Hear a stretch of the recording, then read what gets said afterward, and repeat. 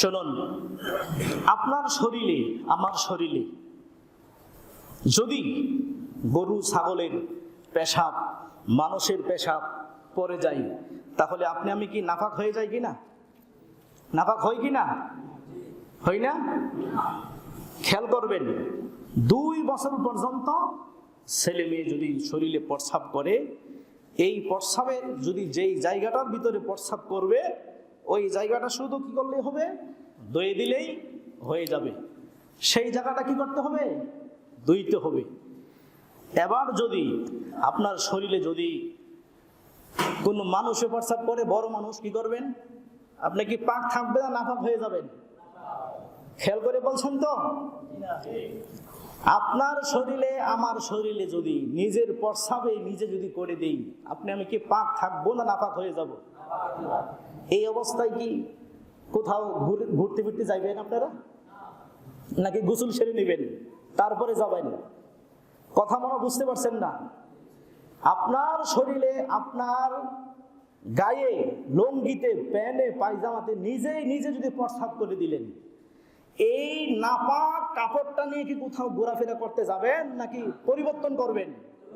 পরিবর্তন করবেন। এইটা গেল।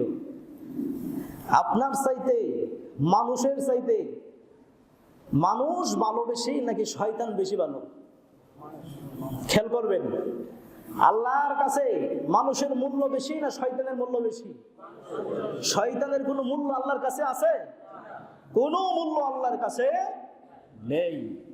এইবার দেখেন, আপনার শরীরে, আপনার স্ত্রীর শরীরে, আপনার ছেলে সন্তানের শরীরে যদি শয়তানে প্রস্রাব করে, এবার কি করবেন? কথা বলছেন না? আল্লাহু আকবার। আপনার আমার শরীরে যদি শয়তানে প্রস্রাব করে দেয়, কি করবো আমার বলেন? এটার পরিষ্কার করতে হবে কি না? হবে না?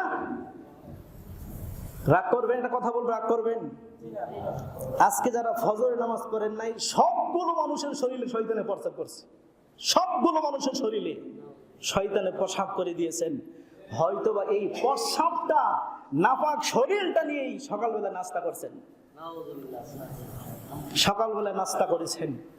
শুনুন, বুখারী শরীফের হাদিস খুলে দেখবেন, আল্লাহর নবী মুহাম্মদুর রাসূলুল্লাহ সাল্লাল্লাহু আলাইহি ওয়াসাল্লাম, এই যে হাদিসটা, আনা আব্দুল্লাহ ক্বালা যুকিরা ইনদান নবী সাল্লাল্লাহু আলাইহি ওয়াসাল্লাম রাজুলুন নামা লাইলাহু, একজন লোক আল্লাহর নবীর কাছে বৃত্তান্ত সবকিছু বর্ণনা করেছেন যে রাত্রে যারা ঘুমিয়ে থাকে, রাজুলুন নামু লাইলাহু হাত্তা আসবাহু ক্বালা যাকা রাজুলুন, যারা রাত্রেবেলা ঘুমায়, এমন গভীর ঘুমিয়ে গেল, ফজরের আজান দিচ্ছে, কোনো সজাগ নাই, আর সজাগ পাইলে উঠে না, সজাগ পাইলেও কি করে না? উঠে না। এই সমস্ত মানুষের শরীরে যখন নামাজের ওয়াক্তটা চলে যায়, তখন শয়তানে কি করে? বালা শাইতানু ফি উযুনিহি আও ক্বালা ফি উযুনিহি, এবার আসবাহু, শয়তানে কি করে? তাদের শরীরে নাকে এবং মুখে শয়তানে ইচ্ছামতো প্রস্রাব করে চলে যায়। তাহলে মানুষের প্রস্রাব যদি নাপাক হয়, গরু ছাগলের প্রস্রাবও নাপাক, তাহলে শয়তানের প্রস্রাব তো আরো বেশি নাপাক, ঠিক না? এই শয়তান আপনার শরীরে, আপনার মেয়ের শরীরে, আহাল পরিবার সকলের শরীরে প্রতিদিন প্রস্রাব করছে, আর এই প্রস্রাব নিয়ে আপনি সকালে উঠে খাওয়া দাওয়া করছেন। ইস, একটু লজ্জাও লাগে না আমাদের? আহারে, আল্লাহ আমাদের এগুলো থেকে সকলকে হেফাজত করুক, আল্লাহুম্মা আমিন। এই শয়তানের প্রস্রাব নিয়ে আমরা কোনোদিন বাদ খাবো না, ইনশাআল্লাহ কোনোদিন বাদ খাবো না, কারণ শয়তানের প্রস্রাবের মতো নাপাক কোনো জিনিস দুনিয়াতে নাই। আল্লাহ আমাদের সকলকে হেফাজত করুক, আল্লাহুম্মা আমিন।